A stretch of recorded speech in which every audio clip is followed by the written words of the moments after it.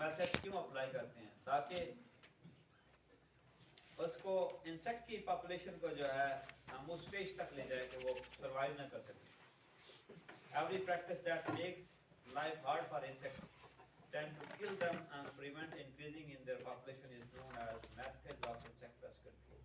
और उसमें natural control है, जैसे ये लेडी बर्ड बीटल है, देख लें उसके मुंह में एफिड्स, ये कुदरती तौर पे इन्हीं लेडी बर्ड बीटल्स के ऊपर बर्ड फीड करते हैं, बर्ड्स के ऊपर बहुत सारे मैमल्स फीड करते हैं, और उन बर्ड्स और मैमल्स में से काफी सारे के ऊपर हम लोग खुद फीड करते हैं और एनिमल्स फीड करते हैं। तो नेचुरली जो चीजें मैनेज हो रही हैं, एक दूसरे की पॉपुलेशन को सस्टेन कर रही हैं, इक्विलिब्रियम में लेके आ रही हैं, ये जो मेथड्स हैं those are known as natural methods, natural control method. और उसके बाद आप देखें ये नीचे इंसान खड़ा हुआ वो स्प्रे कर रहा है। This method of insect control is artificial और man made। Natural control are those measures which are in the hands of nature are known as natural control। इसमें वेदर के फैक्टर्स हैं, टेम्परेचर है, ह्यूमिडिटी है, light है, rainfall है, हेल्सटॉर्म है, wind है, ये वो फैक्टर्स हैं जो वैसे ही बैलेंस कर रहे हैं पॉपुलेशन, इंसेक्ट्स की, पेस्ट की, प्लांट्स की, डिजीजेस की, ये वो फैक्टर्स हैं, वेदर के फैक्टर्स। उसके बाद टोपोग्राफिक फैक्टर्स हैं, माउंटेन्स हैं, ओशन है, लेक्स हैं, डेजर्ट्स हैं, रिवर है, इसके अंदर कुछ रह सकते हैं, कुछ नहीं रह सकते, ये नेचर ने खुद बनाए हैं। उसके बाद पैरासाइट्स, प्रीडेटर्स हैं, ये इंसेक्ट्स के ऊपर फीड करते हैं या ये खुद फीड हो जाती हैं।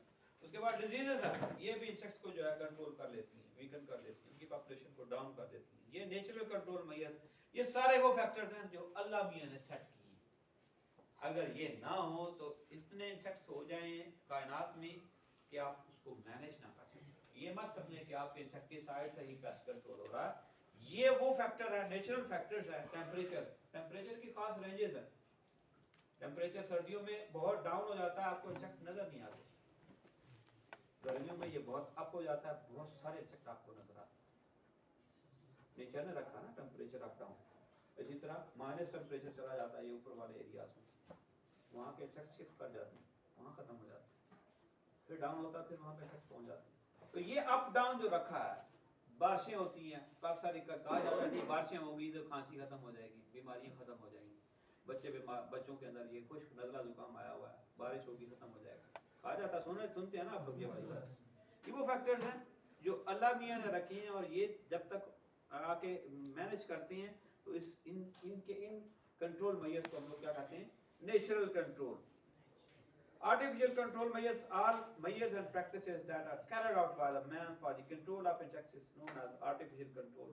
और वो ये सारी टाइप्स की हैं, ये मैंने आपके साथ डिस्कस किए हैं। जब आप केमिकल कंट्रोल पे पहुंचते हो तो उसके साथ ये ऊपर वाले सारों को हम लोग क्रॉप की सोइंग से उसकी हार्वेस्टिंग तक ऊपर वाले सारे कंट्रोल मेजर्स इस्तेमाल करते हैं, और जो आखिरी वाला है जिसको केमिकल कंट्रोल कहते हैं, हम बिल्कुल लास्ट में यूज करते हैं। इन सारे कंट्रोल मेजर्स को इंटीग्रेटेड वे में जब यूटिलाइज करते हैं, that strategy is known as integrated pest management. Cultural control और एग्रीकल्चरल पेस्ट कंट्रोल, ये देखें जो आपने फर्टिलाइजर देना है, या आपने वीडिंग करनी है, या आपने कल्टीवेशन करनी है, इस टाइप की जितनी प्रैक्टिसेस हैं वो हम शुरू से करना शुरू कर देते हैं। Line spacing, plant to plant, एक क्रॉप के अंदर कोई ऐसी क्रॉप लगा देना, दरख्त लगा देना, ये सारे कल्चरल कंट्रोल मेजर्स हैं। ये जो प्रैक्टिसेस आपको फोटोग्राफ में नजर आ रही हैं, कल्टीवेशन कर रहे हैं आप, बेड की प्रिपरेशन कर रहे हैं, line to line, plant to plant distance जो है वो आप मेंटेन कर रहे हैं, all those come under the cultural control. Weeding करते हैं, फर्टिलाइजेशन करते हैं, उसके बाद जो है इरिगेशन करते हैं, all these are known as cultural control measures। By performing ordinary cultural practices or farm operations, these operations control insects at various stages। Plowing है, certain insects जैसे crickets है, grubs of the beetles are exposed to sun by plowing and thus they are eaten by the birds and killed by the extreme sunlight। जब आप ये इस तरह cultivation कर रहे होते हैं तो इसके अंदर हाइबरनेटिंग स्टेजेस होती हैं सॉइल के अंदर, जो आपने क्रॉप पहले लगाई होती है इस लैंड के पार्ट के ऊपर, चाहे वीट है, चाहे ग्राम है, कोई भी क्रॉप लगी, उसके बाद फार्मर जो है इस तरह की प्लोइंग करता है। During ploughing hibernating stages, egg larvae pupae, they are exposed बाहर आ जाती हैं सनलाइट की वजह से, या फिर बर्ड्स आके बैठती हैं और वो फीड कर लेती हैं। इस फ्लोइंग की वजह से इंसेक्ट्स जो हैं वो कंट्रोल हो जाती हैं। ये जो ऑपरेशन है that comes under the cultural control measure. उसके बाद hoeing interculture that reduce the population of certain insect pests. Eggs of mango billybug are destroyed by hoeing. दरख्तों के नीचे होइंग करवाई जाती है, जैसे वो होइंग कर रहा है, देख रहे हैं। उसके बाद मैन्योरिंग, बहुत सारी फर्टिलाइजर्स दे देते हैं, क्रॉप को हेल्दी बना देते हैं, या बहुत ज़्यादा देंगे तो आपके वो फ्लफी और सकुलेंट हो जाती है क्रॉप। सकिंग इंसेक्ट का पेस्ट का अटैक बहुत ज़्यादा आ जाता है, तो प्रॉपर डोज दें, प्रॉपर टाइम पे दें। Irrigation, by watering the field, certain insect pests can be driven out of the field and thus crop can be saved. जैसे ants हैं, attacking cotton, sugarcane and rice. पानी आप दे रहे हैं तो वो भी प्रॉपर टाइम पे और प्रॉपर में उसमें अमाउंट में दें, सही टाइम पे दें।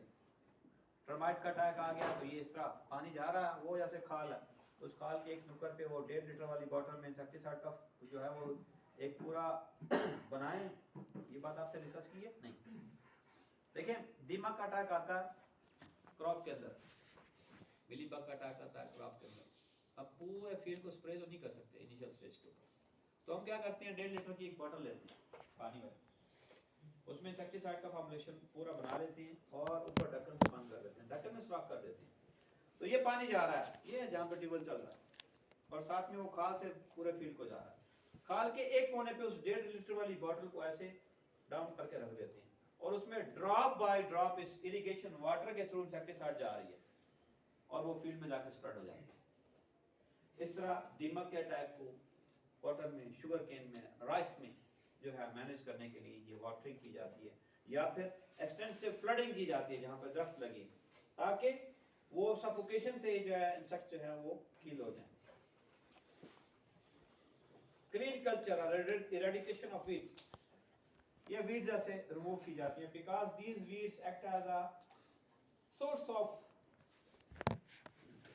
अल्टरनेट होस्ट के तौर पे काम कर रहे होते हैं। बहुत सारे इंसेक्ट्स, बहुत सारे डिजीजेस वीड्स के ऊपर पलती हैं, तो इनको जो है वो रिमूव किया जाता है। For keeping insect away from the crop, farmer should not follow the weeds to grow in their fields. Some weeds act as a alternate host for food और egg laying places for insects like armyworm and caterpillar.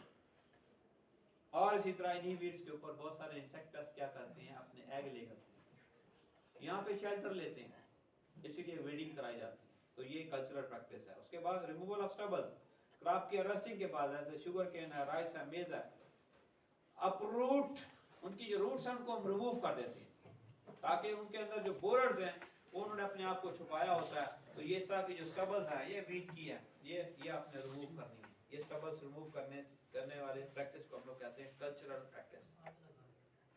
आग भी लगा देते हैं sir, इनको mulching के तौर पे भी तो यूज किया जाता है। बिल्कुल किया जाता है, डिपेंड करता है आपका मकसद क्या है, फिर आपको फिर इनको वो साफ क्लीन भी करना पड़ता है। उसके लिए और डिफरेंट प्रोसेसेस हैं, प्रोसीजर्स हैं। इनको ले जाएं, इनको सही जो है वो कहीं इसको फ्यूमिगेट करें, उसके बाद इनको मल्चिंग के लिए यूज करें।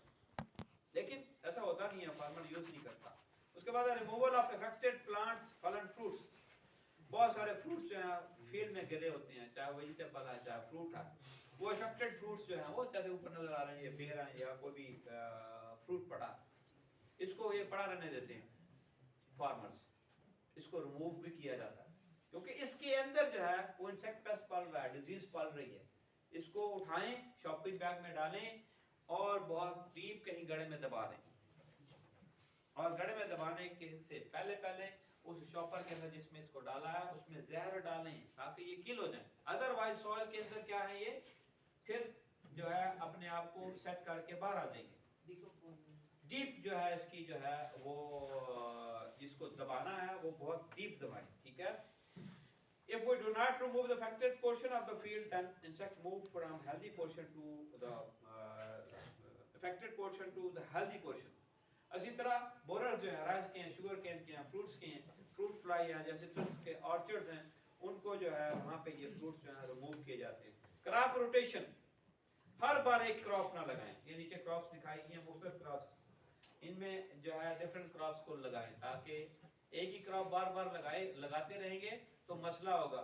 तो क्रॉप को रोटेट करें, हर साल जो है वो उस पे आने वाले पेस्ट जो है वो हाइबरनेट कर रहे होते हैं सॉइल के अंदर, स्टबल्स के अंदर, नेक्स्ट ईयर कोई और क्रॉप लगाएं। सोइंग ऑफ रेजिस्टेंट वैरायटीज, एक वैरायटी के ऊपर अटैक हर बार आता है, जैसे वो सेंटर वाले ससेप्टेबल है, उसके ऊपर इंसेक्ट्स बहुत ज्यादा आते हैं, रेजिस्टेंट के ऊपर कम आती है, और एक टॉलरेंट वैरायटी है, बेशक वो उसके ऊपर 2 फ्रूट लगे हैं, इंसेक्ट्स बैठे हैं, उसको असर नहीं हो रहा। टॉलरेंट वैरायटीज लें, रेजिस्टेंट वैरायटीज लें, जो ससेप्टेबल वैरायटी है उसको ना लगाएं। ये भी जब आप डिसीजन लेते हैं तो जो है आप कल्चरल प्रैक्टिसेस कर रहे हैं। सो susceptible varieties of crop get higher level of attack of insects whereas resistant varieties are less affected by them. ये भी कल्चरल प्रैक्टिस है, एक वे है। Growing of trap crops, insects होते हैं वो तो अटैक पास नहीं करते हैं ना लगाने के बाद, हाँ हमें कैसे पता चलेगा? कुछ जो क्रॉप्स की वैरायटीज है ना बेटे, वो ये जो रिसर्च के इदारे हैं ये हर साल उनके ऊपर ट्रायल लगाते हैं इनिशियली ना, कोई बैटरी डाउन और चलाओ इसको। वैरायटीज क्या है, वो उसके ऊपर ट्रायल लगाती हैं, किसके ऊपर ज्यादा अटैक आ रहा है, किस पे कम अटैक आ रहा है। डिफरेंट वैरायटीज को लगाने के बाद वो वैरायटीज के बारे में फार्मर को बताया जाता है कि ये इस वैरायटी पे डिजीज या इंसेक्ट का अटैक कम आता है, इसके अंदर होगा चेक कर पीछे वाले पे ये तो वो रेजिस्टेंट ससेप्टेबल वैरायटीज या टॉलरेंट वैरायटीज के बारे में आपको इंफॉर्मेशन ऑलरेडी मौजूद होती है कि इनके ऊपर कम अटैक आता है, वो वाली वैरायटी लेने वो लगा लें। और रीजन वाइज वैरायटीज अब तो डेवलप कर ली गई हैं, ये कोटवार में वैरायटी लगेगी, ये इरिगेटेड एरिया में लगेगी, हर डिस्ट्रिक्ट वाइज इवन अब तहसील वाइज जाने लगेगी। तो यहाँ तक जो है आपको ये वैरायटीज के बारे में इंफॉर्मेशन ऑलरेडी मौजूद होती है, उसको सामने रखना चाहिए। सर लेकिन कुछ प्लांट इंसेक्ट्स होते हैं वो फ्लावरिंग स्टेज भी अटैक कर देते हैं, मतलब फ्लावर्स के अंदर अपने एग्स ले करने की, वो बाद में हैच हो जाते हैं।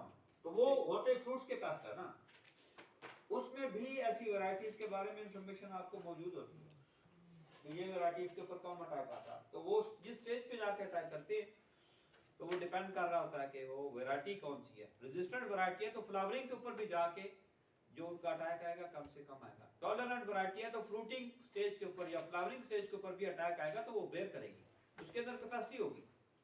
जैसे जब कोरोना आया मैं सरवाइव कर गया, अल्लाह अकबर, आई वाज रेजिस्टेंट, मेरा ब्लड लिया गया, जो ससेप्टेबल था पेशेंट पड़ा था उसको ये लगा दिया गया, ब्लड लग गया ना, ब्लड सिरप, उसका बॉडी भी आहिस्ता आहिस्ता आहिस्ता आहिस्ता उससे उस डिजीज से उसको निकाल लाया। वजह कि उसके अंदर कोई चीज ऐसी आ गई जो उसको डिजीज के अगेंस्ट मुदाफियत देना शुरू हो गई। इसी तरह वैरायटीज के अंदर, कल्टीवर्स के अंदर क्या होता है कि कुछ चेंजेस ऐसी आ चुकी होती हैं, वो प्लांट की सिलेक्शन प्लांट ब्रीडिंग के लोग ऐसे कर देते हैं कि बेशक कीड़ा मकोड़ा आता रहे, ऊपर फिरता रहेगा, थोड़ा बहुत डैमेज करेगा, लेकिन उसके अंदर पूरी कैपेसिटी होगी उसको सस्टेन करने की। नजला जुकाम खांसी आजकल लगा हुआ है, दूसरे चौथे बंदे को है, लेकिन बहुत सारे लोग ऐसे फिर रहे हैं जो खांसी वालों के साथ बैठे भी हैं, उनको कुछ नहीं हो रहा। वजह कि उसके बॉडी के अंदर रेजिस्टेंस इतनी है कि वो सस्टेन कर रहे हैं। मेरी मदर आज हो गए हैं 2-3 हफ्ते हो गए हैं, खांसी शदीद होती है, कल भी मैं बहुत परेशान था, रात में उनको बड़ी शदीद खांसी थी, वजह शी इज लिवर पेशेंट।